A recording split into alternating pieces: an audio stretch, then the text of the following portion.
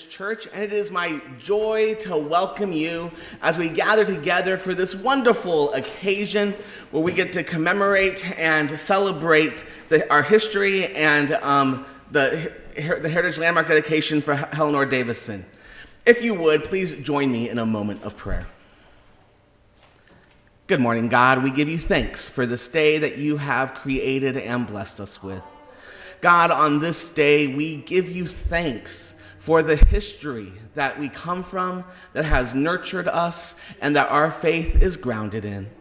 And God, as we celebrate the past, we do so looking forward, knowing that you are still the God who calls and equips people to share your good news. And we give thanks in the name of our Lord and Savior, Jesus Christ. Amen.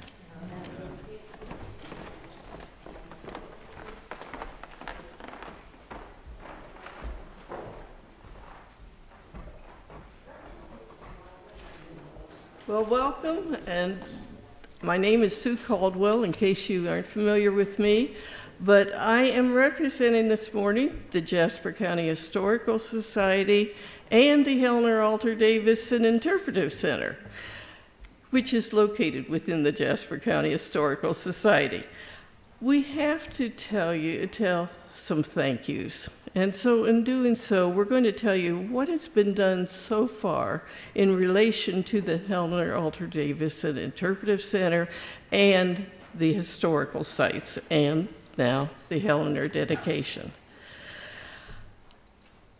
The women in the society love finding out information about other women in the county and what they have accomplished. And we are very fortunate to have two Methodist women that should be recognized. You're all familiar with Helenor, but when I went first searching for her on the United Methodist websites, there was no information about Helenor, but there was information about a woman named Lydia Sexton. And she does have ties to Jasper County, Indiana, although you won't be aware of it when you read the articles on the website. I recognized her name. I knew there was something in the museum that told about Lydia, and I went searching, and I found out she actually, at one point in her life, lived at the northeast side of Rensselaer, about a mile from the old Barclay Methodist Church. And Lydia was a preacher for the United Brethren Church. And at the article stated that she had married early, been widowed twice before the age of 29 when she married her third husband. And it was with her third husband that she finally moved to Indiana. Don't know the exact date she moved here or how many years she was in the county. But we know from other records that she was a preacher while she was here and did preach at some of the local churches. Lydia went on to move to Kansas, and she became the first female prison chaplain there. And it was the first female chaplain in America. So that's something very special about her. Lydia was very, very popular at the time. The Church of the Brethren was very concerned that she would want to be ordained, or that her followers would expect her to be ordained. And that is, of course, still an issue in some of the denominations today. The United Brethren chose to give her a lifetime license to preach. That would keep her from becoming ordained. So that action paved the way for Helenor to become the first woman ordained in the United Methodist Church. Otherwise, we would be standing here honoring Lydia. So I thought that was an interesting story. Chris Shoemaker came to town in 2003 when he was in college. He'll probably tell you about that. About 10 years later, Dr. Richard Stowe came to town and asked the Historical Society if he could speak for a minute. He was wanting to find a representative from the Historical Society which would help him accomplish some of his objectives toward Helenor. Now, I had just recently retired. I came from 2 lines of Methodist ministers and thought, well, this is a good project for me to spend a couple of months on. Well, a couple of months has gone into 12, 13 years or something like that. But I had no concept of what all Richard had in mind. But it is Richard is the person that is responsible for everything that this society has accomplished.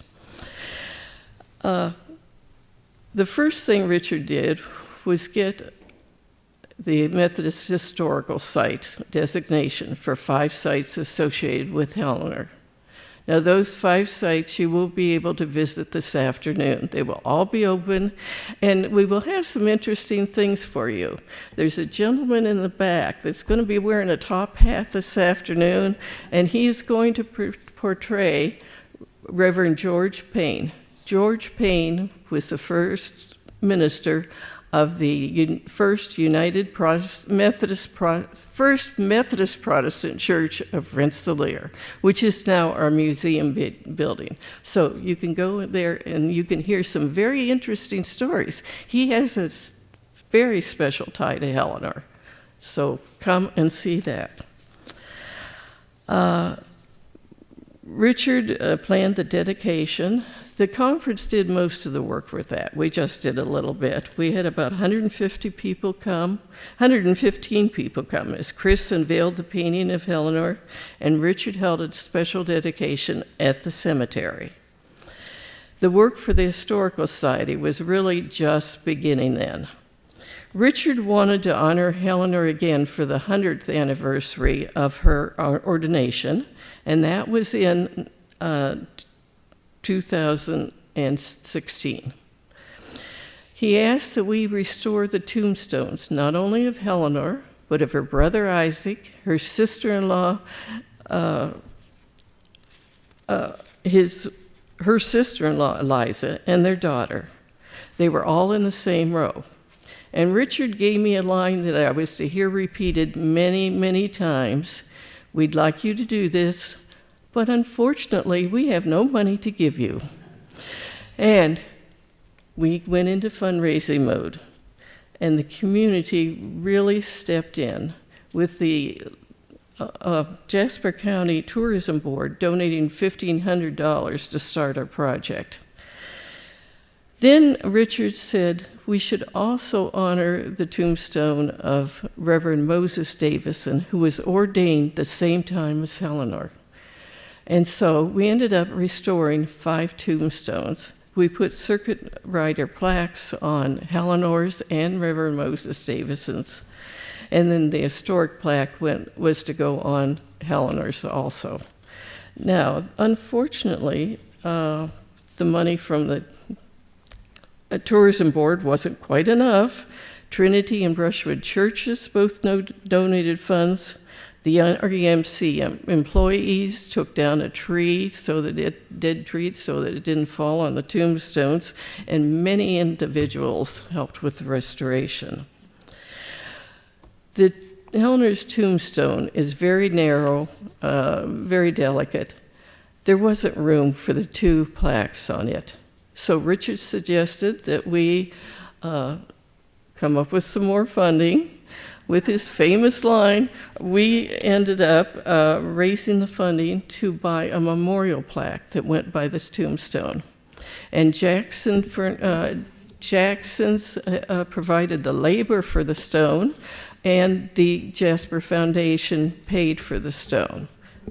As usual, the community stepped in beautifully.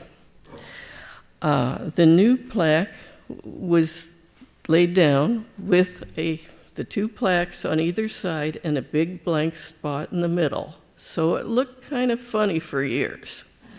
But now then Jackson stepped in again with the donation we received from the Methodist Church for the Heritage Landmark site. We paid to have the stone engraved, and you will see that at the cemetery this afternoon. It is beautiful. Let's see here.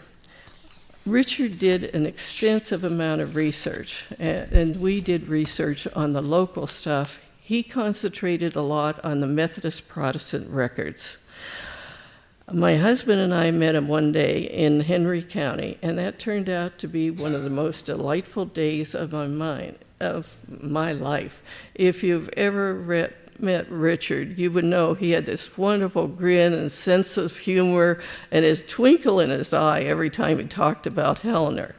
The reason we went to Henry County is that is where Helenor married her first husband, John Draper. And they were married for almost 20 years.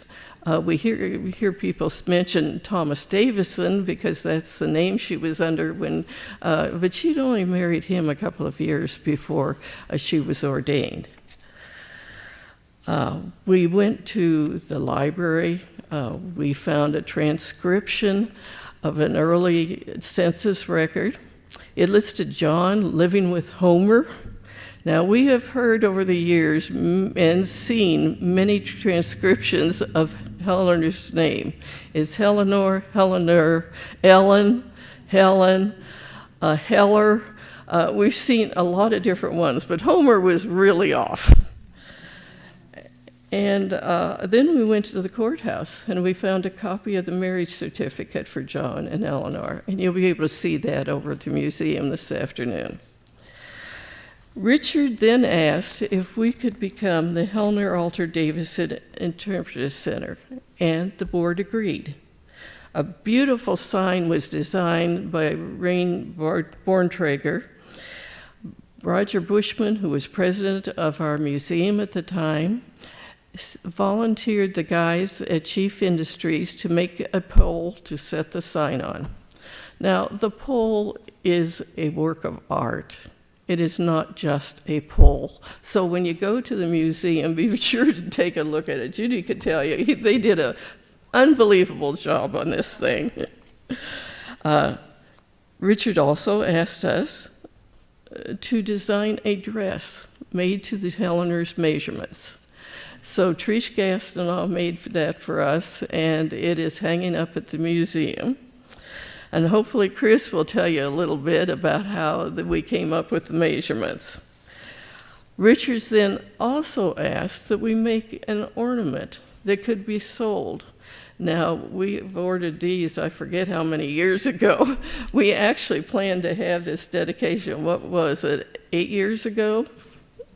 And then COVID came up and the church issues and everything. And so we're going to be selling these ornaments.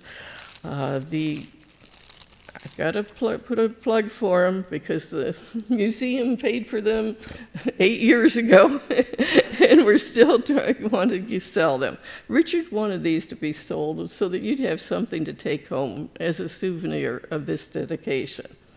On the front of it is a picture of our Methodist Church as it looked when it was a Methodist Protestant church.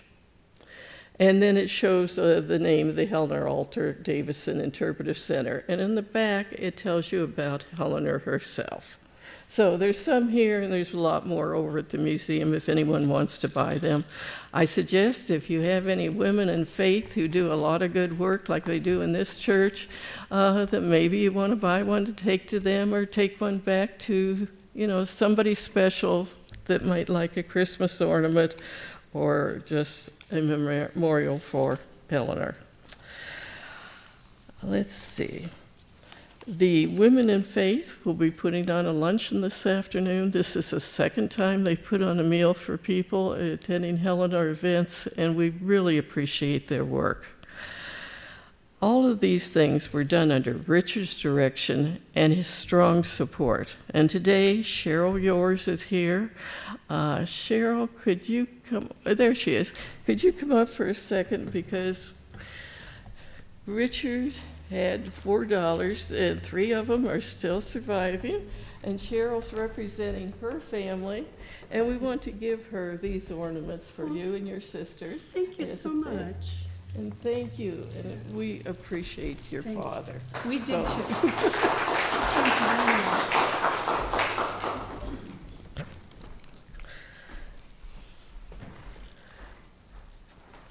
Okay, here, when we received the Heritage Landmark status, we were offered a $500 donation to use wherever.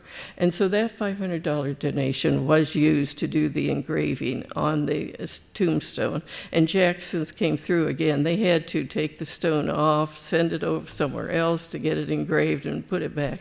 And they donated their labor for that, so we really appreciate that. We have one major project that is remaining. We want to put like a roadside marker in front of the altar home. Unfortunately, Dale and Janet weren't able to be here. Dale has some health issues and shouldn't be around large crowds of people. We wanted, though, to put this in front of his house. He's excited about the idea. We want a permanent marker that will last at least 50 years. So you're talking a roadside marker, kind of bronze. It will cost thousands of dollars. So we're trying to raise the money for that. Judy has already committed the Historical Society to make a large donation. We will also be putting a small sign out at the Rosebud School, marking it as a Heritage Landmark Site, and the Indiana Methodist Historical Society is making a donation for that. So we're keeping here. What we want to do now is start with some of our speakers. The first speaker we're going to have is Reverend Laura Gibson, our district superintendent. And I haven't had a chance to meet her, but I've heard so many nice things about her. So we had asked our bishop to come, and unfortunately she had another commitment. But she informed us we'd be very grateful to have you here. So, welcome.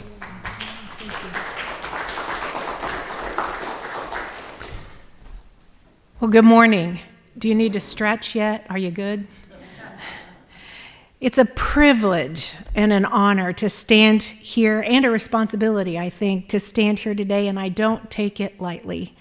I do bring greetings from Bishop Tracy Smith Malone. She is the bishop of the Indiana Episcopal area, and she's also the president of the Council of Bishops for the United Methodist Church, and she has many duties throughout the world. She considers it an honor to have been invited to this occasion, and while she's unable to be here in person, she has extended herself through my presence as the superintendent of this district. I might add that I'm the outgoing superintendent of this district, as in the redistricting this church and this county will have a new superintendent, and she's here today, Reverend Dr. Marty Lundy, so I want to introduce her. And I'm so grateful to be able to serve with her. Today we reflect on a history marked by both courage and restraint, progress and resistance. A history in which is it Reverend Helenor Davisson? I read both and I wondered, and then I saw the marriage certificate that she signed, and she signed it, Reverend Mrs. Helenor Alter Davisson. And so I will refer to her in that way because that is how she referred to herself. You know this from the histories that you know that she was mentioned in the Wabash Annual Conference minutes. Listed below her father's name, she was called a minister in the circuit. We are recircuiting a lot of places in these days, and so it's interesting to me to note that. And you know also that on July 25th of that year, the conference recommended her to preach the gospel. The minutes read this, to preach the gospel or at least some small work. That phrase, some small work, really captured my attention. So let's pause for a minute and reflect on that. Traveling on horseback through the open prairie, wading through tall grass and sloughs, staying in hunters' cabins or settlers' shanties, and planting churches in un-European settled land, that was her small work.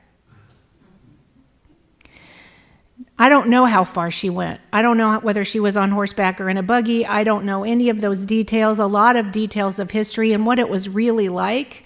I have ridden a horse a few times, but I've never had to write a sermon on one. I don't know, but I know planting churches is not small work in any season. And yet today I serve on a cabinet led by a bishop who is a woman. I serve with a dean who is a woman, Reverend Dr. Lundy, the third clergy woman in a row to hold that position. The secretary of our cabinet is a woman, Reverend Dr. Insuk Peebles. We are led in our conference by people like Reverend Julia Pritchett Gonzalez, who's here and who leads our General Commission on the Status and Role of Women. And I know Reverend Shalimar Holderly, who's my friend, is doing research on clergy women in Indiana, and this is a reality that Reverend Mrs. Davisson could hardly have imagined. The opportunities my sisters and I now have are because of the perseverance, sacrifice, and faithful risk-taking of clergy women and lay women who came before, and yes, because of the allyship of many brothers along the way. We stand on broad shoulders. But we also have to ask, how far have we come really, and is there still a distance yet to go? And so I was asked by Sue, who I met online and never met in person, so which is the way of the world these days in so many cases, to reflect on how Reverend Mrs. Davisson's ordination in 1863 has impacted us today. According to the most recent data that I could find, about 32% of United Methodist clergy are women. Only 4% are women of color. 22% of women clergy serve as senior pastors in multi-staff churches. In the U.S., 28% of our bishops are women, and still, United Methodist clergy women earn 16% less than their male counterparts, and their housing compensation averages about 14% less. In Indiana, our upcoming ordination class includes about half women and half men, but there's only 6, and 1 woman and 1 man being ordained deacon, and 2 women being commissioned for provisional elder, which means at that time there will be 2 people ordained unless something changes when they finish their course. So those are encouraging that there are so many women, but those are small numbers for a conference with over 600 churches. I also noted, though, that we are celebrating 5 women and 4 men who are completing course of study, and that is to be licensed pastors, since many, if most of our churches are less than full-time churches, many are served by those licensed pastors. So their work and their ministry is crucial. Still seems like small numbers to me. Our Indiana cabinet will be 40% women as of July, and as we make our appointments, you can ask any one of us. We hold ourselves accountable to uphold equity, to ask ourselves if we've internalized any bias about who should lead and where. The fact that we ask those questions is good. Whether in reality we make a change or not is up to others to judge. But anybody who knows me knows I'm not really a numbers person, because whenever I read numbers, I want to know what they mean. What's the story behind the numbers? What do those percentages mean? Why are women underrepresented in leadership? Is it by choice? Is it due to structural barriers that I'm part of? Do they carry burdens still disproportionately borne by women, such as child rearing, emotional labor, do they fear itineracy? Is it the regression of equity in broader society that's reflected in churches? I mean, only 4% of clergy women are women of color. That's not a number, that's an indictment. What have we done? What have we failed to do that discourages women from leadership in the United Methodist Church? I know this is Julia's work and the work of her ministry. Have we created environments where women feel welcomed, heard, valued? Would we even welcome a clergy woman of color or one with an accent or from a different culture? Why are there disproportionately more female associates, and why is it more acceptable for a woman to be an associate than to be a senior pastor of a church? And I wish these were just hypotheticals, but they are not. I have heard the words as a superintendent. I was shocked by them the first time I heard them. We don't think a woman pastor would work out well here. And I try to handle the situation with humor because that's how I handle every tense situation. Like, why would that be that you would say that to me, a woman pastor? And there aren't good answers for that question. Anecdotal, yes, but history is often told through stories, so let me share mine. A few years after the 100th anniversary of Reverend Mrs. Davisson ordination, in a farmhouse 35 miles from here, the next county over, my mother often read to my brother and to me. And when library books ran out, she would read from our baby books. And inside were our baptismal certificates. My brother's was signed by Pastor Edith Bruner, a clergywoman. And my mother never commented on that fact. A woman signed his, a man signed mine. It was just part of the itinerancy in that little church, in that little place. I just grew up assuming women could be pastors because no one ever told me otherwise. It was only later I realized there would be opposition. What's striking that in that formerly the United Methodist Church, just a county over, we knew nothing about Reverend Davisson in those days. If Rob Paff hadn't brought her to my attention, and might have never learned that the first woman ordained in my tradition was Helenor Davisson. Thanks, Rob. I might not have ever known about her if it weren't for the work of the Historical Society here, and I'm grateful. When I was at Duke Divinity School, I remember Dr. Stanley Hauerwas being asked if he believed in women clergy. His answer, with his classic irreverence, was, "Believe in them. Bleep, I've seen them." And we've seen them, and we've been them, and we've been mentored by them, and we've watched them be sidelined and forgotten and overlooked and underpaid and underestimated. But we also now know what it looks like when we thrive. When women preach the gospel and do, quote, some small work, quote, that turns out to not be small at all. Because of Helenor Davisson's legacy, perhaps there will be more young women who never question their call. Perhaps there will be more churches that not only accept for, but ask for women senior pastors, more leaders who are appointed to serve not at every level, really, and who are compensated fairly for their work. But this work is not only for the church. Not all of you are United Methodists. This is about the world we want to build together. As the political leader Ruth Bader Ginsburg said, a judge on the Supreme Court said, women belong in all the places where decisions are being made. So I noted in February that Laura Merrifield Wilson in the Indiana Capitol Chronicle said only 2 women currently serve in Indiana's 11-member congressional delegation. Only 2 serve in its statewide executive office, both by the governor's appointment. Our state legislature ranks 36th nationally for state representation. As I read the history, I note the number of Methodist clergy that were involved in the establishment of schools and orderly government in the communities where they built and served churches, so that we would not be people just of heartfelt faith, but people who love God with our minds.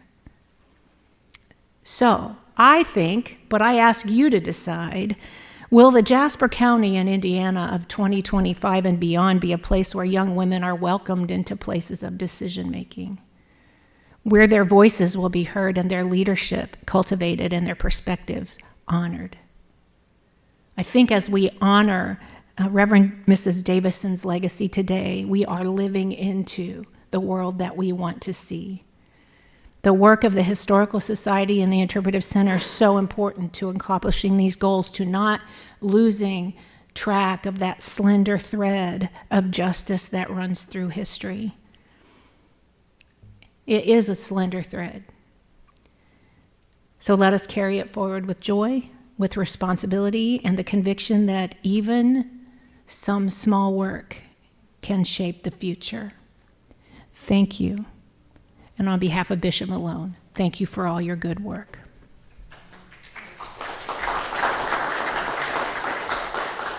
Does anyone have any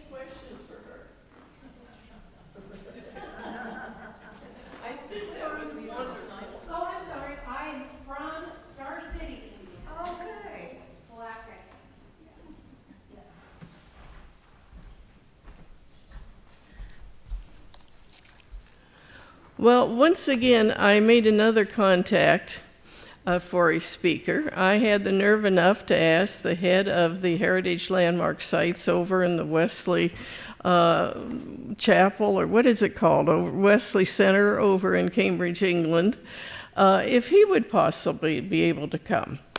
I mean, I didn't figure he would, but he is making a tour of America this year, and he is possibly going to put this place on his stop.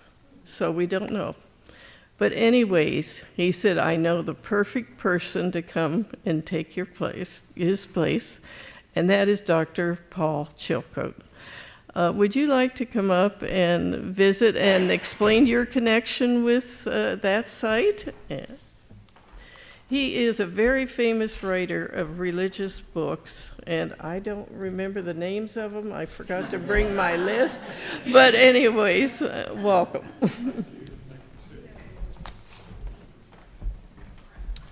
Well, first of all, you may see in the program that I entitled what I would share with you today, An Endless Line of Splendor. And Reverend Laura, you've done such a phenomenal job of rooting us in that endless line of splendor. But let me say just a few things about myself. I don't need to say much at all. I'm pretty much a native Hoosier, but I've spent most of my life outside of this state.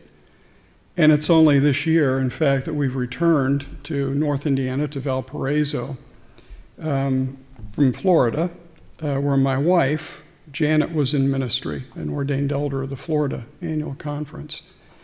It's a special year for us. It'll be our 50th wedding anniversary in August, and we met at Valparaiso University. So we've actually come full circle. I think this is now my third retirement, but I retired from Wesley House in Cambridge several years ago, but I retained my relationship there as a fellow of the college. But we're rooted now back in Indiana. we're Hoosiers again, and I'll be back at our annual conference next month for the first time in too many years. I don't want to number them.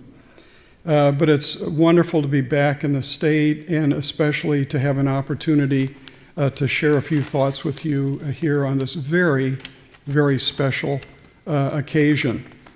The first thing I want to say as a Wesley scholar, and that's both John and Charles, is for us to recognize the importance of this particular day in our Wesleyan heritage, aside from Helenor Davisson, and this is Aldersgate Day, May 24th, 1738. 286th anniversary of that event. As a lover of Charles, I always want to say, remember, Charles' conversion was 3 days prior to John's on the 21st of May, 1738.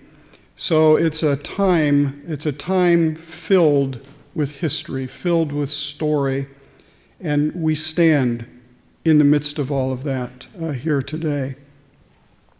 So I bring greetings from two important people who, like Bishop Malone, were not able to be here with us today, but wish they could have been. And first, Dr. Ashley Bogan, very dear friend of mine, who most of you will know is the General Secretary of the General Commission on Archives and History. My invitation really came directly from Ashley to be here with you today. And then my dear friend, David Worthington, who you were mentioning. I love the title. I mean, you don't get titles any better than this. Global Ambassador of Methodist Heritage. And David was for many, many years, probably close to 20 years, the manager of the New Room in Bristol, and led to the renovation of that site and turned it into one of the most important heritage sites within our Methodist tradition. Both of them would love to have been here to be a part of this significant event, but I'm very happy to be here in their stead and to speak for them. Yeah, that endless line of splendor. It sounds a bit triumphalistic, doesn't it? And I think Reverend Laura put an edge on that we need never forget. there's a prophetic word that often has to be spoken to and with regard to an endless line of splendor.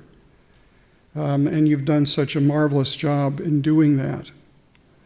I want to start with a Lutheran, a church historian, a Yale historian by the name of Jaroslav Pelikan. Was a phenomenal figure, late 20th century in particular, but he's famous for one particular quotation. And it goes like this: traditionalism is the dead faith of the living. Traditionalism is the dead faith of the living. Tradition is the living faith of the dead. We're here today to celebrate that second part of the definition. We stand in a tradition, in a endless line of splendor.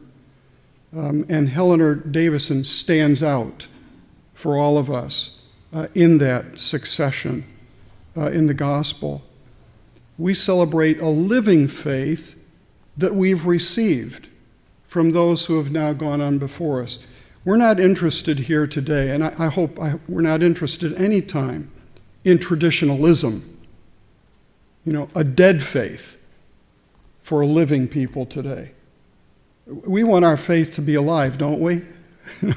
We want our faith to be living. We want this church community to be a living, dynamic community of faith, bearing witness to God's love in Rensselaer, Indiana, and beyond. That's what I hope all of us are connected with. And that's what the General Commission on Archives and History is all about as well.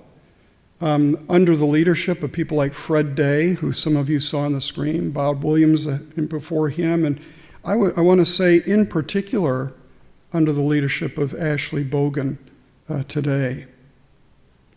We're about bringing our story to life for new generations of Christians who we hope will be faithful in their discipleship and in living the way of Jesus so that others can experience it and see it and know it and not just hear about it in propositions.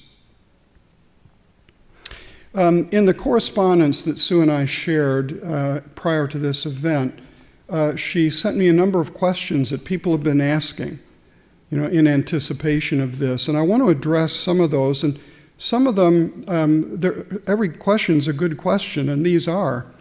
But they're on a level of kind of detail. I don't want to get too lost in the detail, but I also want to acknowledge the importance of the questions. And it's appropriate for me representing GCAH to do that, I think, here with you today as well. So what in the world is the difference between an historical site and a heritage landmark? So let me say just a few words about that as I seek to address those questions today. The most important thing is that sites and landmarks are tangible reminders to us of important parts of our story. And they help us to remember the ways that bring our faith to life, back to my earlier theme. So these markers, these landmarks, these sites help us to remember who we are and to whom we belong. In the United Methodist Church, there are around 600 United Methodist historic sites. 6 in Indiana. I think the one that has the most is Pennsylvania, maybe Maryland. They run neck and neck. New York has a lot of early sites associated. I'll say just a word about those in a few moments. One of those in Indiana, just to give you an example, you've seen a couple on slides, but another one is the Roberts marker at DePauw University. So that's, marks the important legacy of education within our Methodist family. Heritage landmarks are much more significant, I think I want to say, which elevates the importance of this day as well. They're exceptional because they're approved by General Conference. You can be an historical site, and General Conference may not know anything about you. I don't mean to be so blunt, but that's probably the case. But to be a landmark, a heritage landmark, requires General Conference approval. So this landmark has been approved by General Conference. That's pretty huge. There's a parallel to this I want to mention in British Methodism. And some of you have been probably to some of those heritage sites in England. So there are only 4 what we might call historic landmarks in England, parallel to what we're talking about here today with Helenor Davisson. Epworth Rectory, where the Wesley children were born, except for the very oldest, Samuel Jr. The New Room, Bristol, where I said my friend David Worthington has been for many, many years. Wesley's Chapel and Home in City Road, London, what most of us would simply know as Wesley's Chapel. And Anglesey Brook Chapel and Museum, which honors the primitive Methodist tradition within England. That's it. 4 of those sites. On this side of the Atlantic, in the United Methodist Church, there are 54 current heritage landmarks. The earliest of those, it's around 20 sites or so, are not numbered. So if you go to the website, you won't find them numbered 1, 2, 3, 4, which is the first. There was a cluster of original sites, let's just say, have been honored since time immemorial. They've been so important in our history. As again on the slides, you saw the plaque that Fred Day was holding that established the heritage site for Helenor Davisson, the historic site. And you saw the number there, 487. So in order to become, thank you. Boy, somebody's on the spot back there. Thanks, guys. In order to be a heritage landmark, you must first be an historic site. So 487, out of those, around 600 or so. Of the 54 heritage landmarks, around 20, as I said a moment ago, are unnumbered. Those are those that have been there forever. Places like John Street Church in New York City, St. George's Church in Philadelphia, Old Otterbein Church, honoring that Brethren heritage in Baltimore, Barrett's Chapel in Maryland, Albright Chapel, representing the Evangelical Association side of our history, Lovely Lane Meeting House in Baltimore. There are only 3 heritage sites outside the United States. Only 3. The College of West Africa in Liberia, the Old Mutare Mission in Zimbabwe, where my wife and I had the great privilege of serving with our General Board of Global Ministries, with Africa University, which I helped to found, just across the main road to Nyanga from the old mission site, and the Mary Johnston Hospital in the Philippines. Now that's a segue into women. If you think the proportionality and the numbers are low with regard to ministry, it's worse when it comes to our historic sites and our heritage landmarks, and makes this day all the more significant. I'm trying to beat that theme pretty hard here, the real significance of this day. There are only 4 heritage landmarks that are directly associated with a woman or women. 4 out of those 54. So you just heard the one, Mary Johnston Hospital in the Philippines. You'll probably make the assumption about the next one, although it wouldn't come immediately to mind, but Mary McLeod Bethune and the college in Daytona Beach, Florida. So Mary McLeod Bethune is honored there. The founding place of the Women's Foreign Missionary Society of the Methodist Episcopal Church in Boston. And, yes, Helenor M. Alter Davisson gravesite in Barclay Township, Indiana. Barclay Township, Indiana, Jasper County, alongside Boston, Daytona Beach, Florida, and Mary McLeod Bethune, and these other global sites. It's remarkable, isn't it, that a woman, the vast majority of United Methodists have never heard of before, stands in this endless line of splendor. Absolutely remarkable. Now, I want to close with two things in particular. And one is to echo in some ways what Reverend Laura has said earlier. I had a little more that I wanted to fill in here, but I do want to say a little bit more from earlier history of British Methodism. Some of you know, most of you wouldn't know, and it doesn't matter. But a lot of my early scholarly work was done on women in Methodism. And my dissertation at Duke University was on John Wesley and the women preachers of early Methodism. I finished that in 1984, and at that time, there was, I'm going to put it rather blatantly, there was nothing that had been done related to the history of women in our tradition.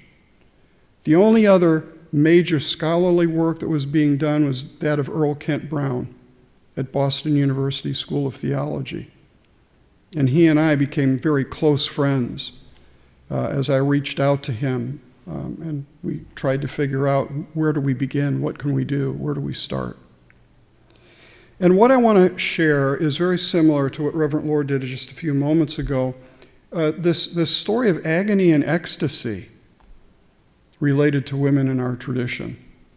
The fact of the matter is that John Wesley approved around 50 women preachers during the course of his lifetime in the 18th century.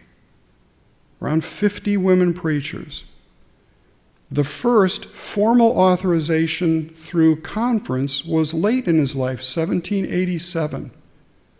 But 50 women were out there, like Eleanor Davisson, preaching the gospel.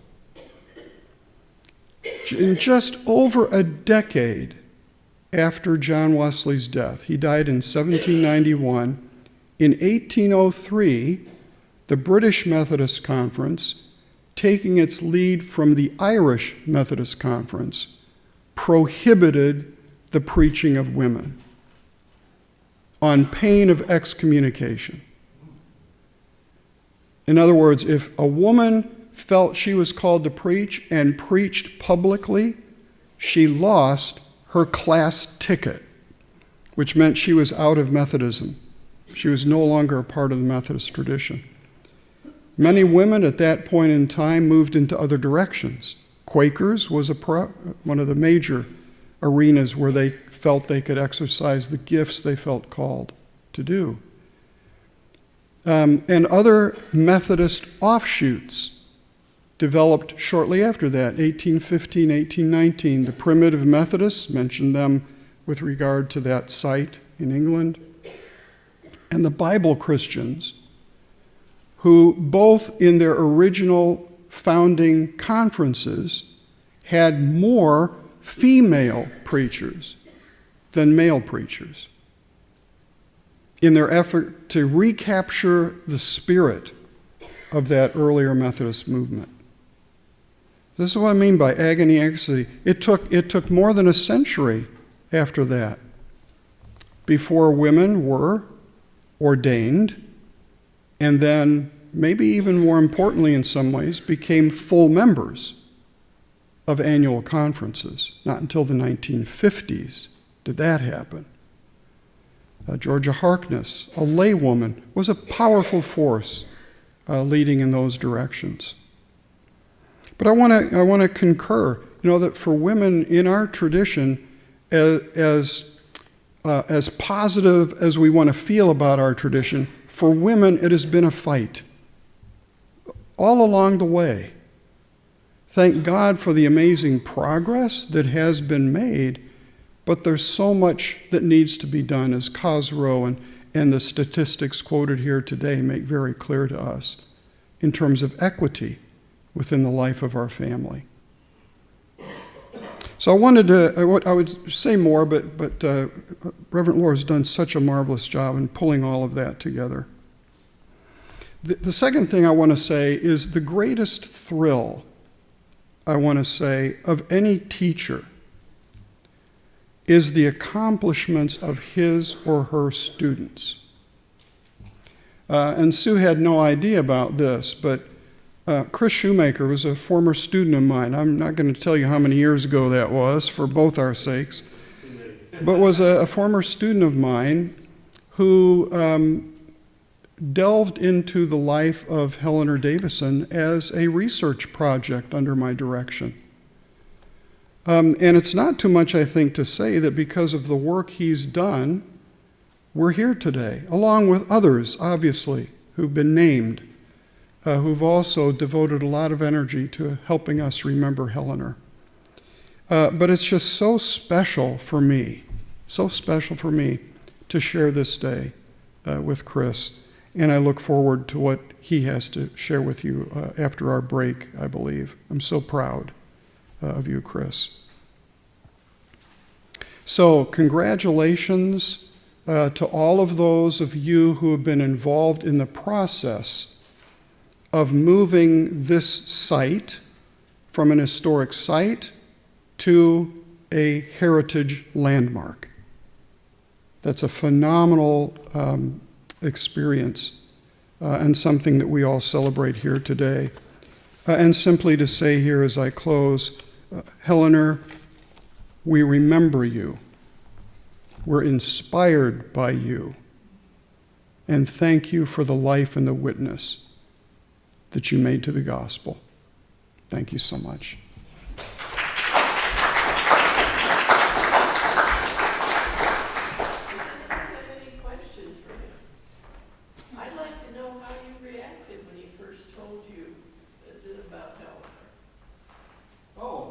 I was thrilled to death. I mean, any historian, I'm a historian and theologian, but the Historical Society, whenever anybody makes a discovery that's new, that's just a time of real excitement. So the thing that was so impressive to me about what Chris had done is how well documented. This was a closed case. His documentation is so thorough. So yeah, I was thrilled. Thrilled for him.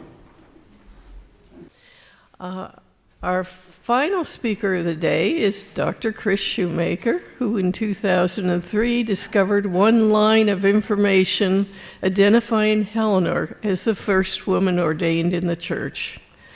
So Chris, I'd love you to come up and tell us your stories.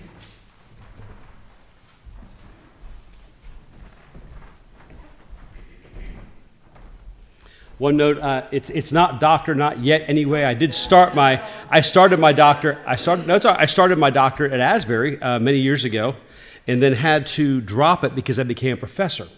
I was a part-time professor at a small Methodist school. I could not do both. I have not yet gone back for the doctorate. I know, Paul, I know. I need to. I really need to do it. This is kind of surreal because when all this began, I was down there and Paul was up here. I was a student in his History of Women in Methodism class at Asbury Seminary's Florida campus, which now no longer exists. It's broken up into different places in the state. The campus that we knew and loved is now condos. Long and horrible story. But we had a wonderful time there. And starting off, it was hard to, sometimes you didn't know whether you were in class or you were in church.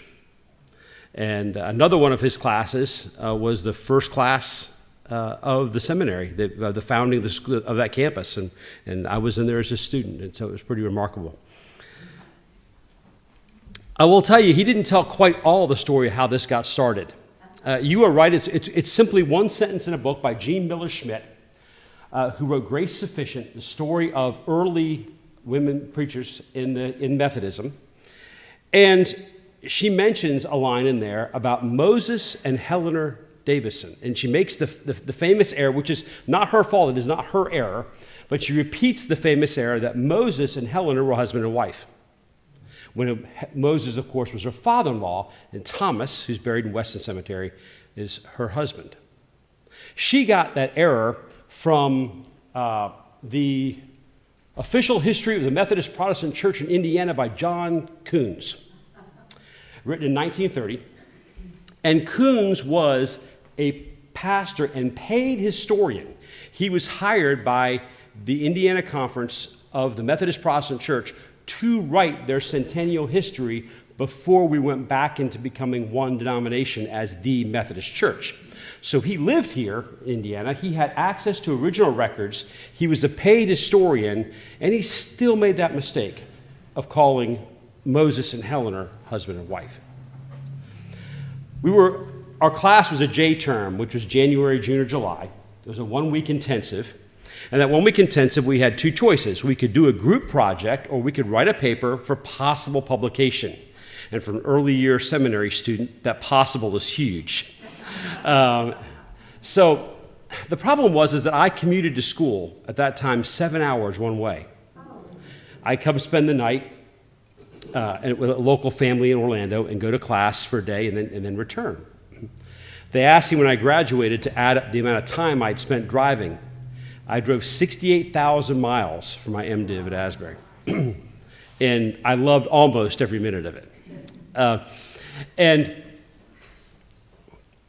so I didn't want to do a group project because I couldn't really be involved. I was simply gone too much. Any books I checked out from the library were gone for a week until I could come back and replace them. It wasn't really fair. Consequently, I was only 3 or 3.5 hours south of Candler in Atlanta, and a lot of my major papers I wrote at Candler. I went up and they would not let me check out books. When I told them I went to Asbury, they really wouldn't let me check out books. They checked my bags going out the door. A little bit of rivalry was a little bit, well, maybe bad. It was bad then.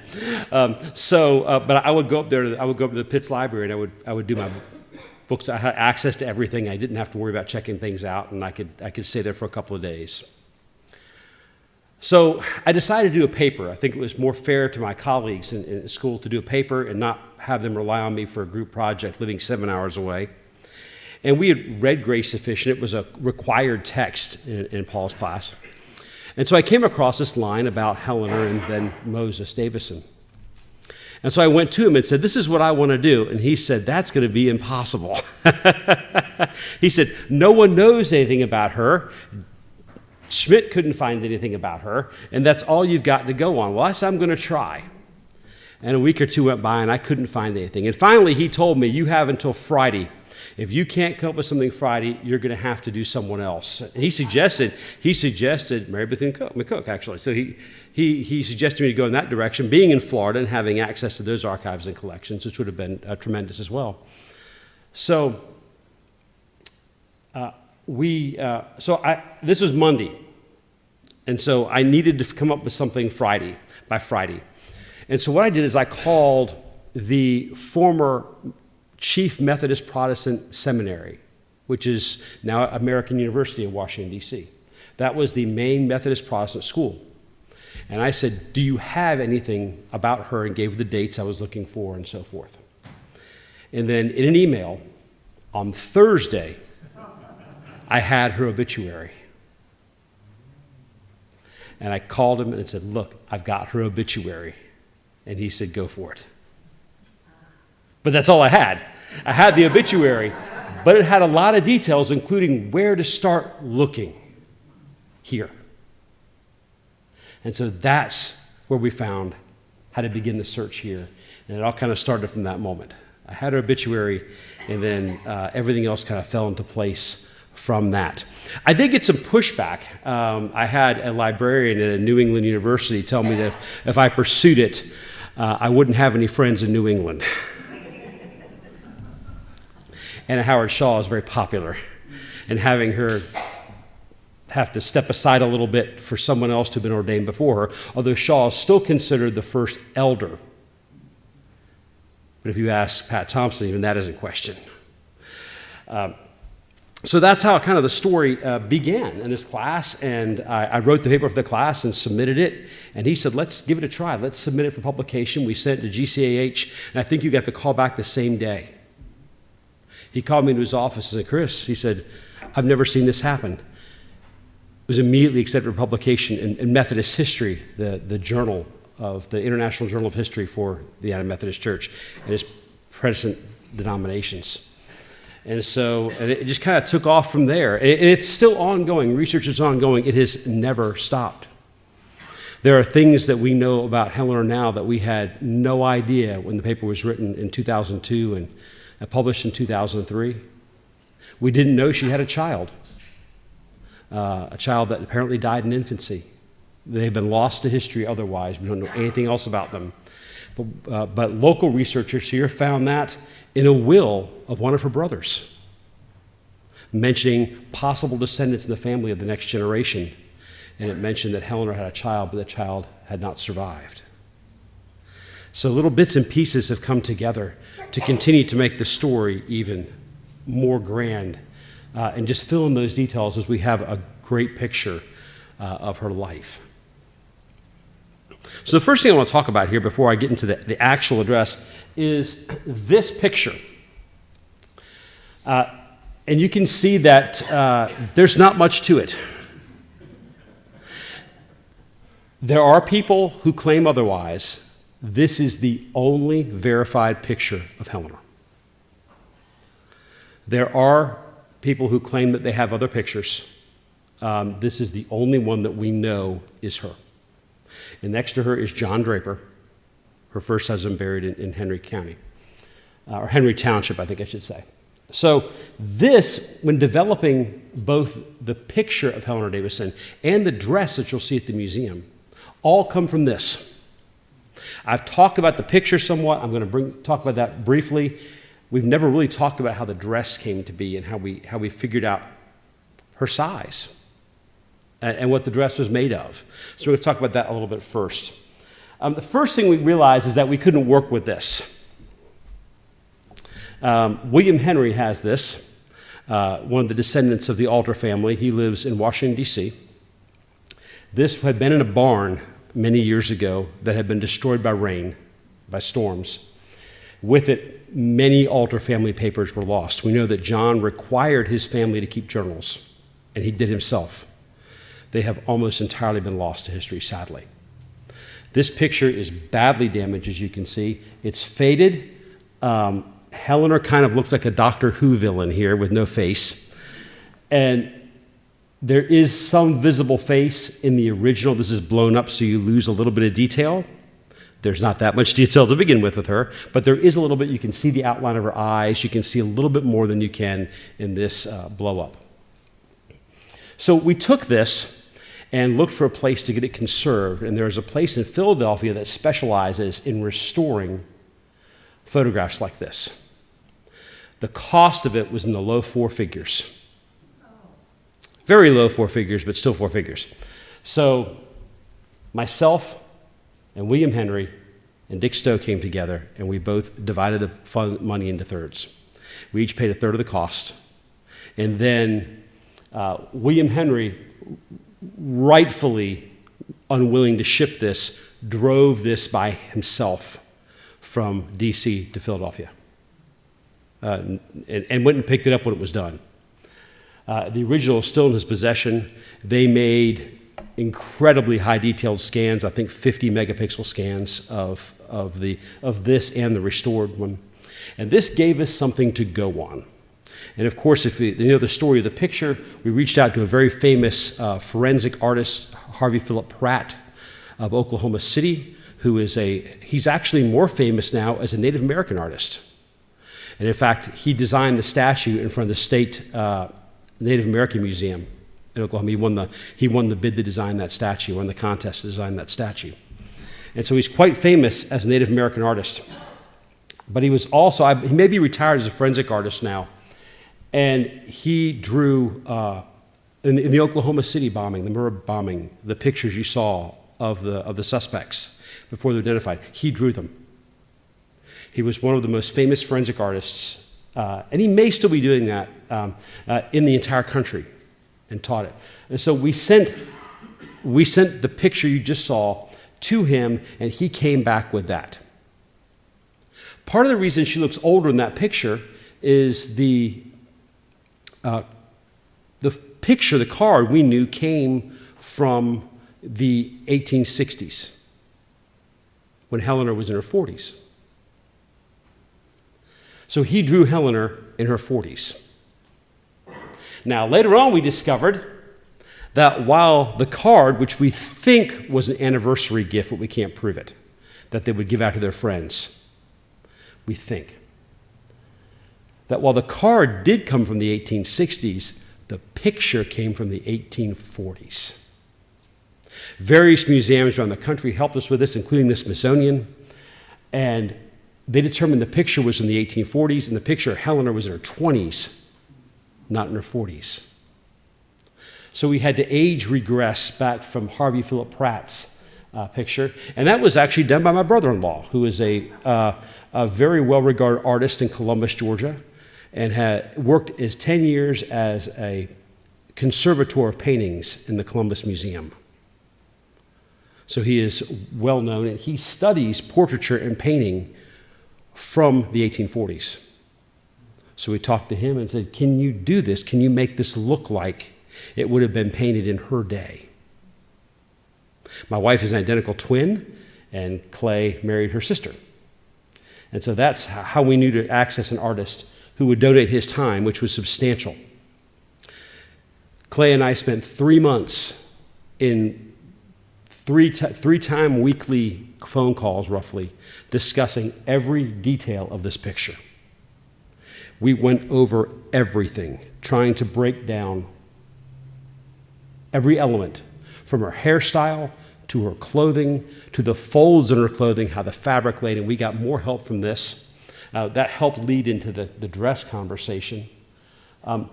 There is a pin you can see here.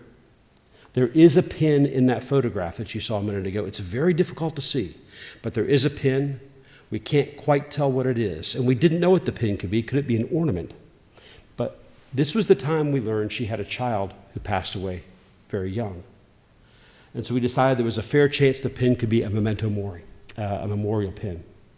And so by looking at images of museums from around the country, we found an image of a pin made of, I think this one is polished coal with a pewter lily on it.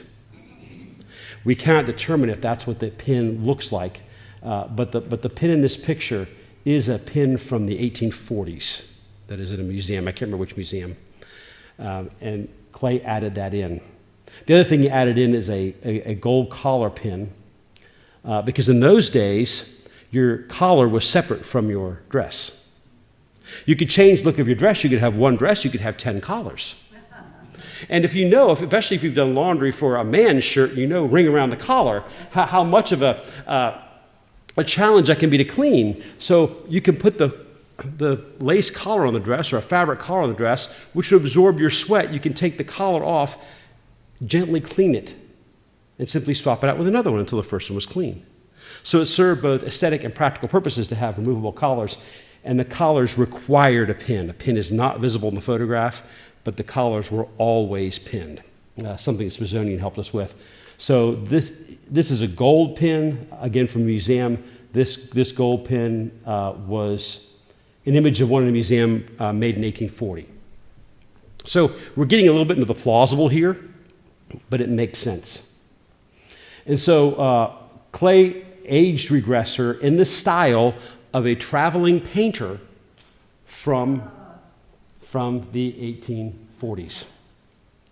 What happened is a painter would simply come to your town in a wagon, and they would have pre-painted canvases. The background would be already done and dry. And then you would simply sit for the portrait, and they would paint it up on the spot and then hand it to you. And that was a common practice for artists during that time in American history. I believe they did this in England as well. And so they would just paint a bunch of canvases, backgrounds, and then travel throughout the countryside with them and simply, would you like your portrait painted? And so since my brother-in-law had done extensive research into that style of painting and into the people who did that, he was well equipped to be able to create this picture. Again, it is not a modern representation of her. It is painted as it would have been in the 1840s if a traveling painter had come through town. To note, early photographers often did the same thing. In 1840s was a very early photograph. They would come through your town and take photographs and then send them back to you once they were processed. So that is the story of the photograph. Just a rough story, and if you want to know more, on the back of every copy of this, including this one, you can see is the story of the portrait of Helenor Davisson. Some of you have this in the microphone. Some of you have this in a computer download. I can send this to you, but it takes you to the stages. You get, this is a restored, this is this image here, and this is the restored image, which we don't have here, and this is the forensic sketch, and also tells about the reproductions. This was Dick Stowe's reproduction. No, this is the reproduction here. I don't have that. This is the reproduction that hangs here permanently in this church. There were 12. They were all here at the dedication of the original at the Brushwood Church. And so they are spread out around the country. I lost the list of who has what number. I'm trying to put it back together. This is number 6. I have number 12. William Henry the Alter family home has number 1. I think William Henry has number 2. Number 7, I think, is the Indiana Bishop's office, I think. So, and there are a few 8x10s. There's 3 8x10s as well. The agreement, there will never be any more 8.5 by 11 by 14s, as this is the size of the original painting. So there will only ever be 12 11 by 14s. The rights to reproduce this are only held by the World Methodist Museum in Lake Junaluska, which does not exist anymore. So some question remains as who has rights to reproduce this. I do, the painter does, and Bill Henry does now. So rest Helenor there. The original, by the way, has been moved to the Bridwell Library at SMU, at Perkins School of Theology, where the entire collection of the World Methodist Museum went when it quietly and unceremoniously closed during COVID. I'm still very unhappy about that. I was on the volunteer board of that museum for several years. We simply got a letter in the mail saying, we voted to close it. I hope you'll respect this decision. In other words, don't complain about it. It's done, it's gone. We're closing it, shipping it off. I have a feeling that a lot of the North American Methodist collections are going to end up at the Bridwell. It's a great place to have them, except they're not open to the public. Only very small parts are visible. So that's a downside to it. Now, the next question is, how do we come up with a dress from this? Not only in the painting, but to have a physical dress that can be worn, that is actually fully real. I mean, from this painting and from this picture, how do you do this? And that was tough. That was an extensive process. It took several months, I think about 6 months of communicating with experts to plan the details around the dress. Unfortunately, a computer crash. I lost all of the emails that I sent out about the dress. I have the ones I received, and I lost a lot of information in that. Only lost my emails, not the rest of the data, but a lot of that were the questions I had asked that I didn't always get back. So some of that is lost, sadly. In creating this dress, you have questions. What did it look like? What color could it have been? We'd answered some of that for the portrait. What size was she?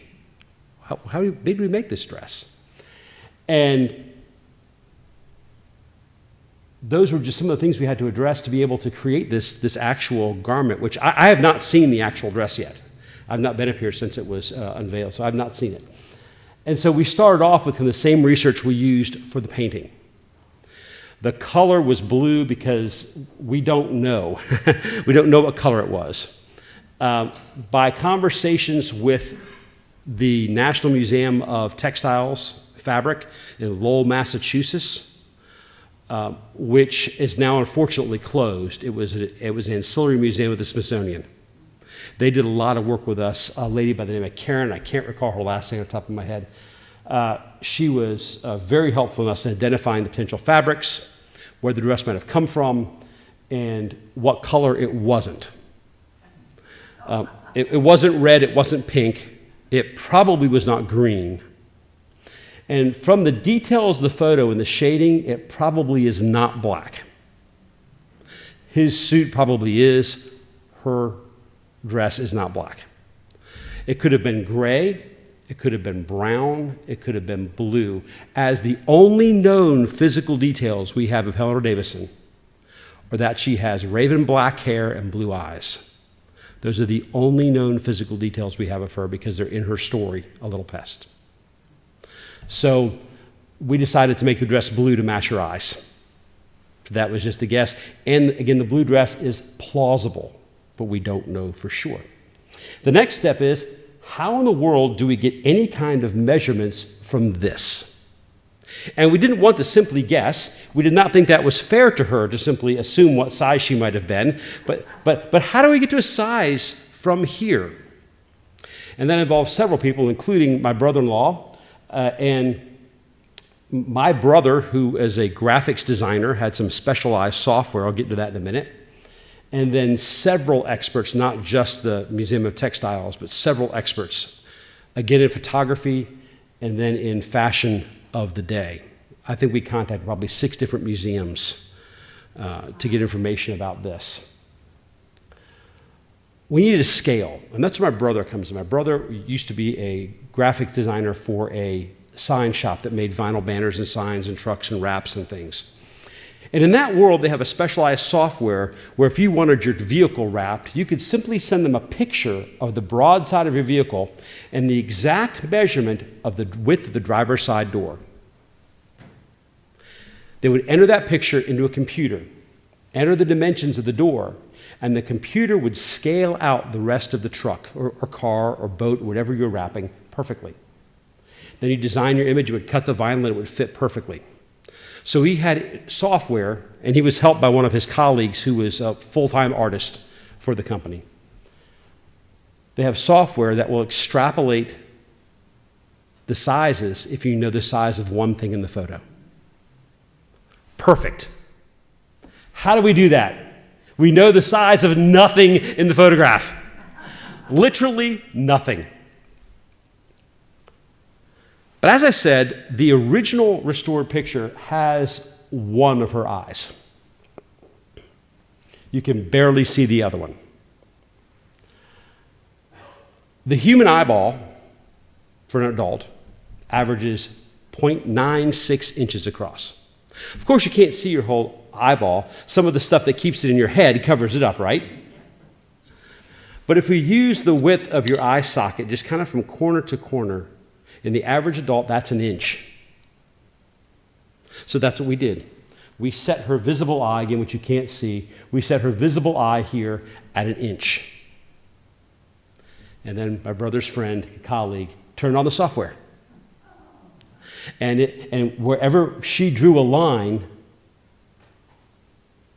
it told us the dimensions. So we could draw a line sort of across her waist, across her chest, across her neck. We started with her neck, actually. And we got a 2-dimensional image of, I believe, 3.75 inches, 3.25 or 3.75. So then we simply began measuring the women in our lives to see what we could learn by that. And it turns out that Carrie's neck was the same measurement 2-dimensionally.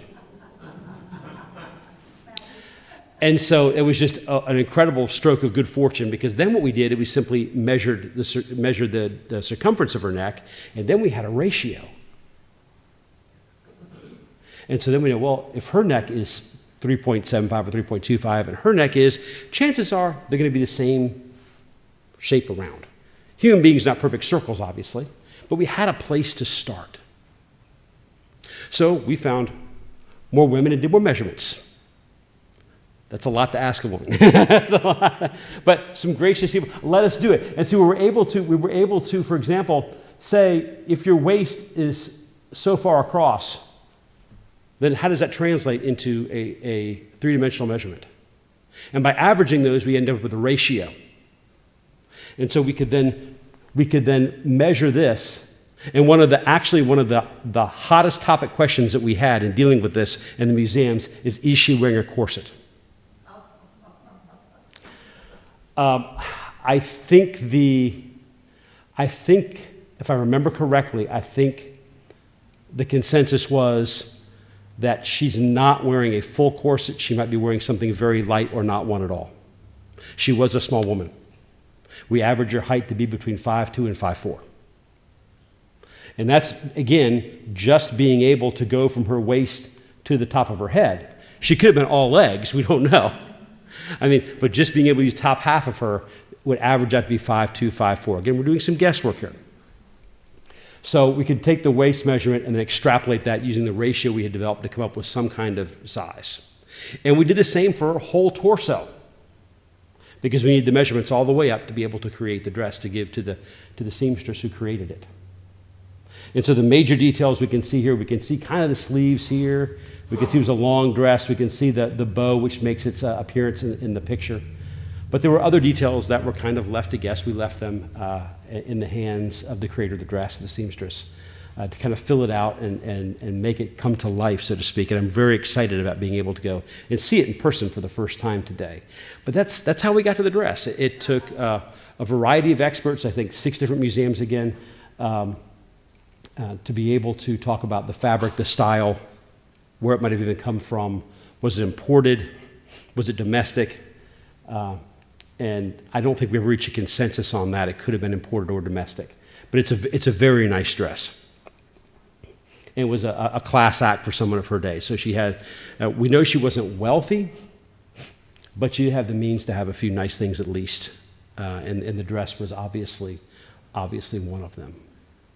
So that's how we got from that to a dress that you can actually walk up and look at. And it's quite an amazing journey. There's other questions about the photograph that we don't know about, like what is this? Is this their hands or is this a book? We've talked about that. If they were Christians, it may have been a Bible. We think this picture is from right after their wedding. Not a wedding picture, but a picture they took. But then again, white dresses were not as common back then as they are now. People got married in what they had, and this is very nice. But what determines that it probably is not is the fact that she has this pin on. If this is a memento of her child, this was after she was married, but not long. So she's still a younger bride here. We believe this was reproduced in the 1860s and given out as a thank you to those who might have come to their wedding or given them wedding gifts. They would have had them mass-produced, placed in a cardboard holder, and then simply given to their family and friends as a thank you for coming to our wedding all those years ago as they celebrated what may have been their 20th anniversary. Again, we're not sure, but it falls about that right time. So the cardboard surround is from the 1860s. The writing on it is probably from the 1860s. But the picture itself was reproduced in the 1860s, but the original was from the 1840s. Any questions about the picture?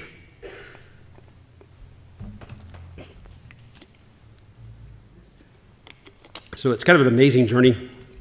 And honestly, when I didn't know that, we'd be able to do.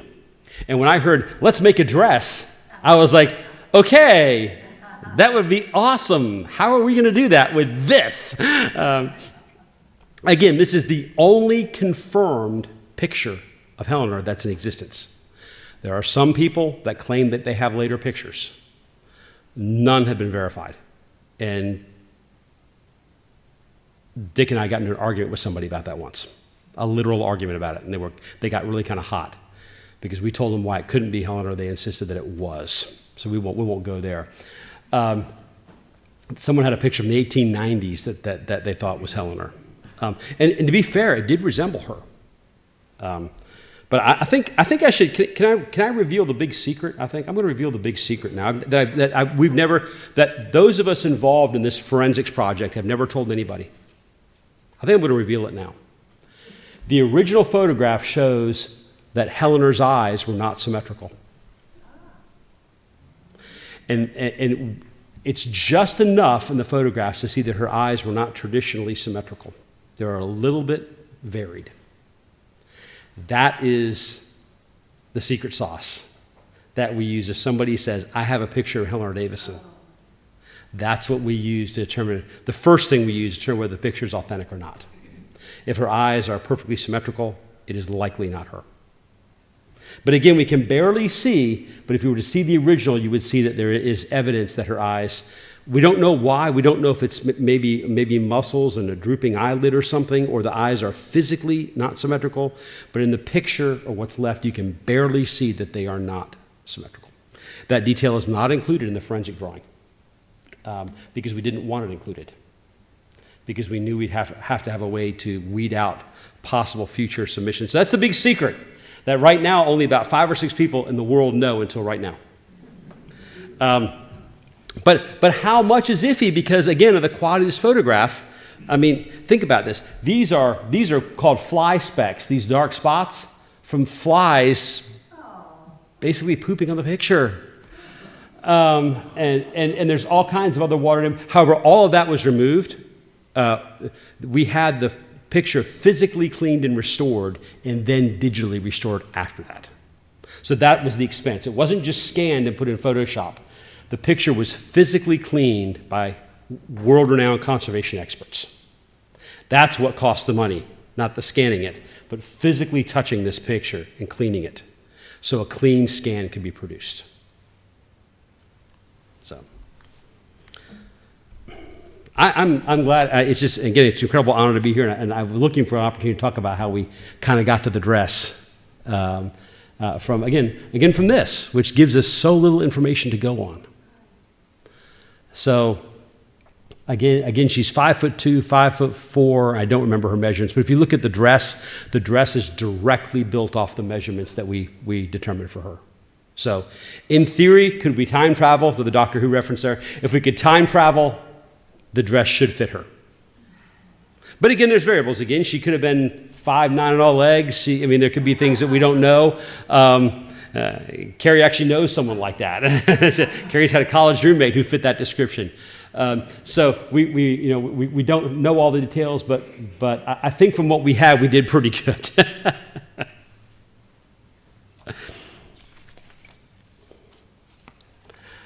I've been looking forward to this for a long time. This is just an incredible moment, and the dedication of the historical site was an incredible moment as well. And coming back, we always hope to have heritage landmark status someday, and so glad that we finally gotten that from General Conference. How rare that is, as Paul was talking about. In the very early days of the United Methodist Church and before, those were called historical shrines. That was the original terminology.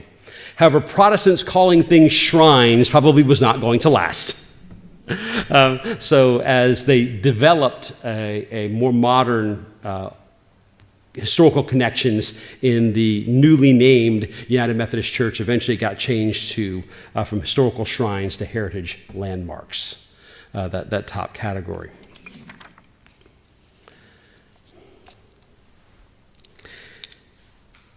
In my undergrad days at Columbus State University in Columbus, Georgia, I decided to take Latin as my required language. I really wanted to learn Greek, and Greek was in the catalog. But the only Greek professor had died 5 years prior, and they never bothered to remove it from the course catalog. And my Latin teacher was technically long retired himself, but continued on for his great love of language. The class was only about 30% Latin. We did about a third Latin, a third history of language, and a third classical Roman history, which turned out to be very valuable in seminary. It was more valuable than the Latin. But one of the ways a professor used Latin in a modern setting was he created mottos for Army Special Forces units at Fort Benning, or Fort Moore, or Fort Benning. One zealous young group of soldiers came into him wanting to translate their motto, unseen around the world. My professor immediately knew that that was a bad idea. He offered them several alternatives, but these brave young men were desperately in love with their creation. You see, unseen around the world sounds like a perfect Special Forces motto. And perhaps it is in English. What my professor knew and these soldiers refused to accept is that unseen in Latin carries the notion of being intentionally unseen. In English, ignored. Maybe that kind of works. You're blending in and such. But somewhere today, there's a group of Army Rangers defending our freedom and proudly wearing ignored around the world on their uniform sleeves. The history and heritage of the United Methodist Church, which is celebrated today, May 24th, Aldersgate Day, the day we celebrate the Wesley's transformative understanding of God's grace, is sadly full of moments where we have intentionally unseen people. It's a fairly long list. But on this Aldersgate Day, we come to celebrate someone who could not be unseen. You would hardly call Helenor M. Davisson an activist. At best, we know she didn't pick political or ecclesiastical fights. She didn't march with banners and buttons. And you wouldn't dare call her radically progressive either. The Methodist Protestant Church had this remarkable approach to faith that was very theologically stable, but forward-looking socially, at least in some regards. One of the Methodist Protestant complaints of 1831, besides the very existence of the bishops, was the accusations that the Methodist Episcopal Church was playing too loosely with the doctrines of the faith. Along with the absence of the then all-powerful episcopacy, the Methodist Protestants envisioned more local input and control of the church, and eventually even the voice and vote of the laity. Imagine that. Their dream was perhaps like a great tree, more deeply rooted, at least in their own opinion, than their Methodist Episcopal cousins, but having a wider canopy, taking in, or seeing, if you will, some of those the Methodist Episcopal Church had kept at arm's length. While certainly not perfect, the Methodist Protestant Church was and remains a noble idea. The Methodist Protestants seem to be guided by the idea that more power in the hands of fewer people was a very bad idea. A lesson that we should not and cannot forget. And it was into this new atmosphere and fresh practice of Methodism that Helenor learned ministry. Her father, Reverend John Alter, was one of the original Methodist Episcopal clergy to walk away from or get kicked out of the Methodist Episcopal Church. That difference, of course, depends on whose book of discipline you read. Personally, I believe the Methodist Protestants were expelled. The Methodist Episcopal Church, though growing and advancing in mission and ministry, especially in education, was not really open to debate about its power structures, and dissent was sprouting within their own ranks. The 1844 split over slavery is only 13 years away now, and some leaders wanted very much to keep their eyes firmly closed, choosing to unsee. But young Helenor learned that things could be, at least in some ways, different. Free from the already powerful establishment of the Methodist Episcopal Church, The Methodist Protestants took up a bold new challenge. They went west, and the altars accepted. While the Methodist Episcopal Church was only keen to move once towns and cities had been established, they generally wanted civilization and its comforts first. The Methodist Protestants and the Presbyterians were not afraid to move boldly into smaller, more remote areas like the Indiana Prairie. The journey was costly. Helenor, the oldest of all Reverend John's many children, would lose her mother and in short order her first stepmother as the family settled in Indiana. Helenor, already considered weak for a girl her age, was the primary caregiver for her siblings, the youngest still an infant. The price continued to steepen as Helenor further damaged her own health and very nearly died in her unfailing duties as the oldest child. Her father worked hard and faithfully for the family, fighting grief and loneliness, but his preaching usually kept him from home. After saving her entire family, including her father, from near fatal fever, Helenor caught the disease, and her story very nearly ended there, perhaps in a lost grave beside her mother. But her Uncle Ben, a medical doctor, arrived just in time to assist, and Helenor survived. She would be seen yet. Eventually, the family left Hancock County and headed, well, here.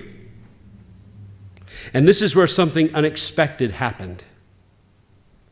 Reverend John, perhaps already sensing God's call on her life, or possibly wishing to spare his faithful daughter more years of caregiving, a job now held by Reverend John's third wife, or both, began taking Helenor along on his preaching circuit. A teenaged girl riding a circuit. That might be a Methodist first, but we will never know. It was certainly very, very unusual. And tragedy wasn't finished with Helenor. The loss of her first husband, John Draper, and somewhere along the way, the death of an infant child, again otherwise lost to history, compounded her sorrow. This fragile girl so easily could have faded into obscurity and remained unseen. But God saw her, and her story was yet to truly begin. Sadly, Helenor's life was cut short by tuberculosis before she could finish her memoir, The Little Pest. So we don't know when God called her to the pulpit or what that call sounded like. I'm sure she would have told us if she could. But we know this: Reverend John did not close his eyes to his daughter. He chose to see her and raise her up as a pastor beside him. Reverend John, known for his hospitality, was extraordinarily well respected among his peers.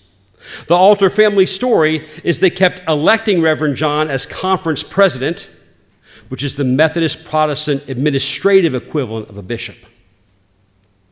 They kept electing him conference president so annual conference would continue to be held in the Alter home. It is no surprise that a fine measure of the conference's respect would be offered to Helenor as well. On Wednesday, August 22nd, 1866, Helenor was ordained deacon and took her place in God's amazing story through the people called Methodist.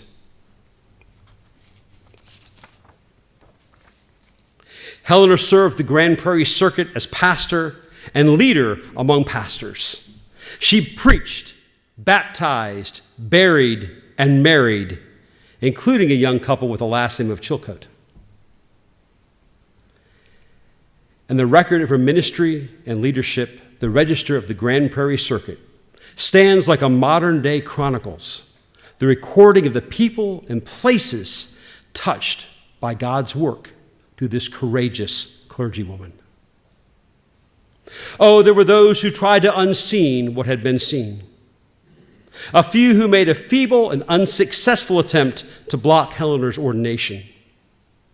A few more who would later also unsuccessfully challenge her place in the church.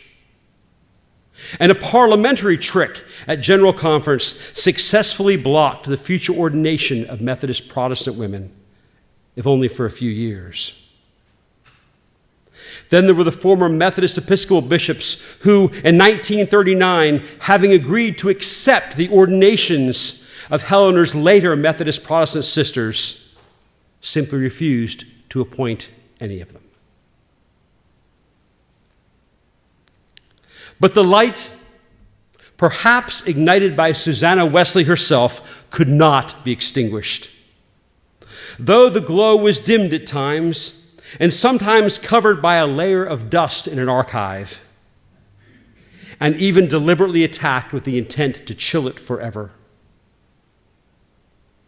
the glimmer softly illuminated those relegated to the hidden corners of Methodist ministry and Methodist history. And those women, called by our God who sees all, grew in faith and stature and holy influence.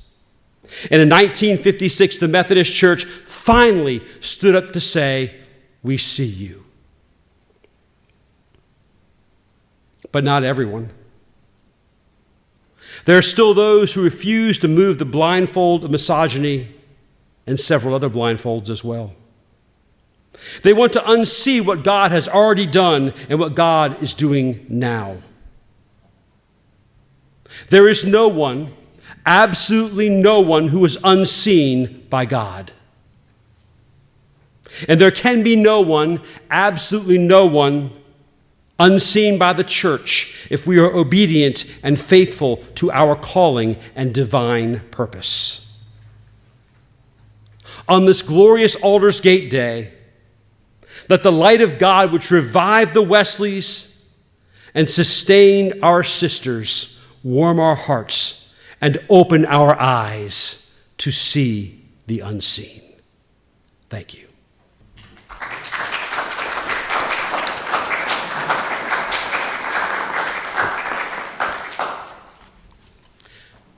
Do you have any more questions for Chris?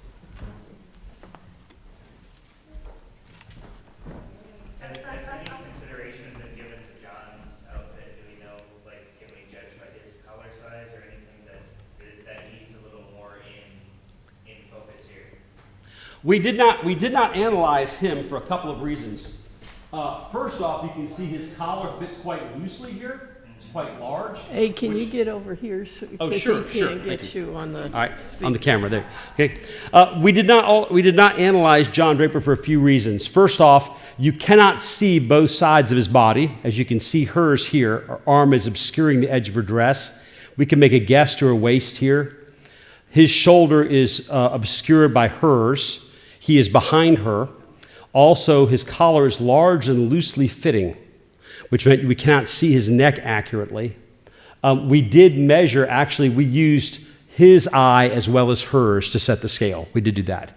But other than that, we really couldn't determine much from him. We could have probably tried to do his waist, his height, try to do his height. We didn't do that. But he wasn't as useful, despite the fact that he is clearer, simply because of the fact that we would have a harder time getting measurements from him to extrapolate. If he'd been sitting in the front of the photograph, we might have been able to use him to a better degree. Any other questions? Yes. So after you found her obituary, what was the next piece of evidence that helped you to put together more of her life? Excellent question. Very good. Was to ask for the records of the conference journals from the Methodist Protestant Church. And the first thing we asked for, because now we knew when she passed away, we asked for, I asked the archives for the account of her death in the conference journal. As we know, in Methodism, we have memorials in the conference journal, something we do by requirement of discipline, and we should continue always to do that. They did that in her day as well, a little bit differently than we do it, but they always acknowledge those who passed away. And they actually discussed her when she died for a fair amount. They talked about her, and we were even able to get the the handwritten copy of the handwritten minutes of the annual conference, and also the published ones. And there's information that is not shared between them. There's information the editor of the journal added, and there's information he left out. So you're able to put both of those accounts together, both the published and the transcribed at the event, to come up with her story. And that's the next thing we had, was her record in the conference journal. And then from that, I looked locally here to find out if there was anything left. And that's where we discovered The Little Pest. And I didn't really mention The Little Pest. The Little Pest is her autobiography that she started very late in her life. She only got through a few chapters. She was unable to finish it because her life was cut short by tuberculosis. And then we believe her siblings, many of her family went into education. We believe that one of her siblings, who was a teacher, turned her autobiography into a biography. And the part my wife plays in this is that she was the principal editor of Little Pest. It had been typeset many, many decades ago. There's a copy in the library here. And we wanted something readable. There were definitions we didn't know. And so she reset and edited the entirety of The Little Pest. And I believe at one Historical Society of the United Methodist Church event, you read from it. That's Helenor. And Carrie did the principal editing. This help was, there's a professor of early American literature at Columbus State University who's a graduate herself of Case Western, and I can't remember her name. It's in the beginning of Little Pest. Wonderful professor, and she read through it and edited and also gave us some insight into the writing of this area in that time, being a professor of early American literature. So specifically of the mid-1800s. Early American 1700s, but specifically of the 1800s. What's the name of the book? The autobiography was called The Little Pest or The Lady Preacher. Little Pest. She was a very inquisitive girl, and she asked questions of everybody every time, and they jokingly called her the Little Pest because she would, "What are you doing? Tell me about it." She was a very intelligent and inquisitive. It sounds diminutive to say that she was weak as a child, but by her own hand, she calls herself weak. In her own writing, she said that she was not strong for a girl of her age. Did she write well? I imagine she wrote quite well, and the foundations of The Little Pest were very good. However, again, as it had been edited by her family later, and then typeset at one point, turned from an autobiography into a biography, we don't know how much of her writing. We know that all of Reverend John's children were literate. He insisted upon that, much like Susanna Wesley. Literacy and education were very, very important. And he did require them all to keep journals. I think almost all of them have been lost, but all of his children had journals. And he himself had his life written out. But that would be an incredible historical treasure were it ever be found, but I think that it does not exist anymore. I will say, if anybody wants to see The Little Pest, we do have a copy in the museum. Yes. And I have a file I can email to anybody who wants it. If you just come and give me or give Carrie your email address, and I can send you a file that's a compressed file that contains copies of these images. It contains the story of the painting. It contains a scan of the painting. It contains Little Pest and the original paper that I wrote back in 2002, which is called A Small Work, after the statement about what she was appointed to do so long ago. Any other questions? Yes, go ahead. I'm assuming you got an A+ on that paper? I did. I got an A for the class. I did, yes. And it did receive the NES award. Oh, that's true. I did, yes. And I'd forgotten about that. It received the United Methodist Church's, what's the official title of that? Is the John H. Ness Award. Women in Methodist History Writing Award, I believe. Yep. Women's History Writing. Yes. But Is it? those are two separate things. Oh, are they? Yeah, the NES Award is the most highly acclaimed award of a student paper submitted. Did I win that? I thought I got the Women in History Writing Award. I need to go back and check. You did. I Maybe I did. I don't know. I didn't know I was at that time. I was a broke seminary student, and I wasn't able. The meeting was in Oregon that year, and I simply could not afford to go out to Oregon to receive the award in person. So, but you were there, so. You may be right. You probably won't. I don't know. I may be wrong too. So, yeah, that was a long time ago. I had hair back then. So, any other questions? Thank you. You are very welcome. I love And the story about the discovering her Yeah. face and more. I have to say another thing about Dick. I don't know what I can say about Dick. So he was such a wonderful friend, and just an incredibly gifted person. Somebody who go from a lifetime of teaching computers to becoming, in just a few years, a preeminent Methodist historian. He'd been a Methodist his whole life. He was a local pastor when he was young, so he had been a preacher.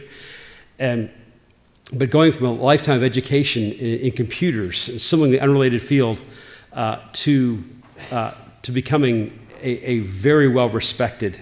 And I know for a fact that his name was considered for General Secretary of Archives and History, and the only thing that kept it from him was his age, as he was already long retired. But his name was considered, and he would have been amazingly valuable there, incredible. So it's just to work with him and get to know him and a friend. And I had gone on, graduated from seminary, and was still working with Sue and a few others locally to continue to gather information on Helenor, when I think the first person to call me was Doug Davies. And Doug called me and said, Hey, Doug, I'm sorry I didn't see that there. He was the first person to call me, and I got this call from Indiana, the Clear Blue Sky, and said, we want to revitalize this project.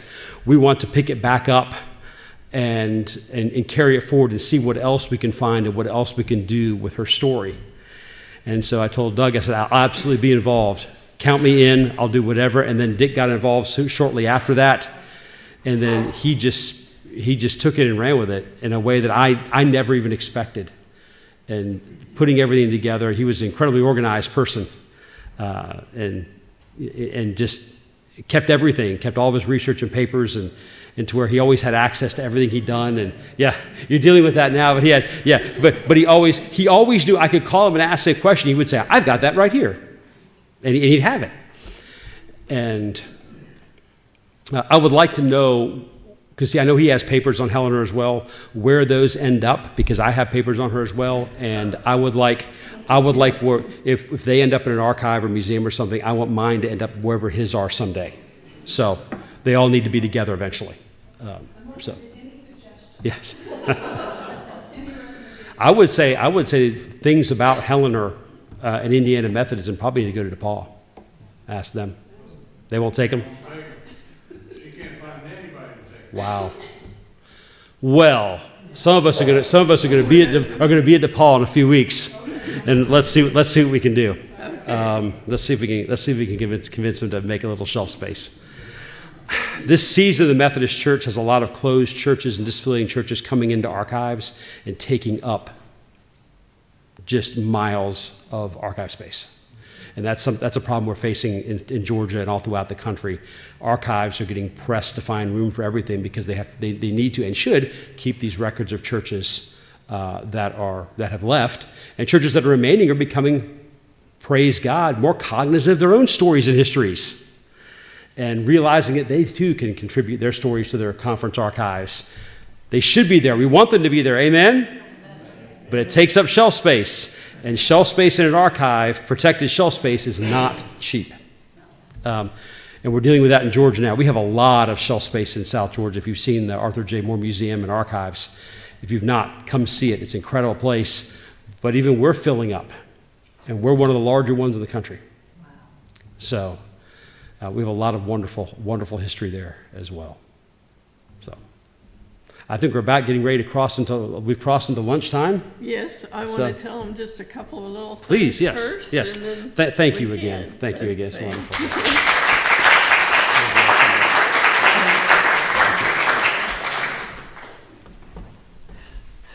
I know Bill Henry still thinks this one picture with Thomas Davisson is Helenor.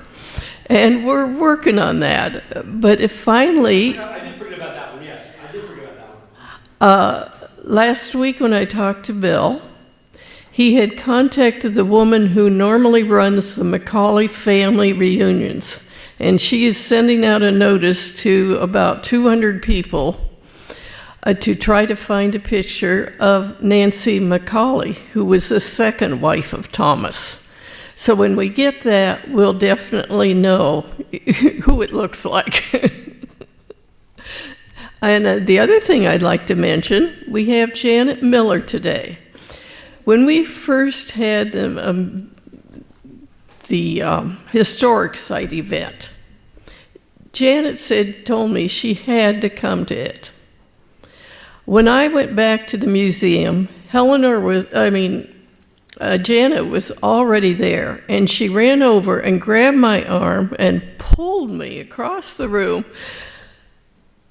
She said, "Look at this." And there was the wedding certificate of her great-grandparents, and she was married by Helenor Davisson. So I thought that was just a fascinating story. Okay,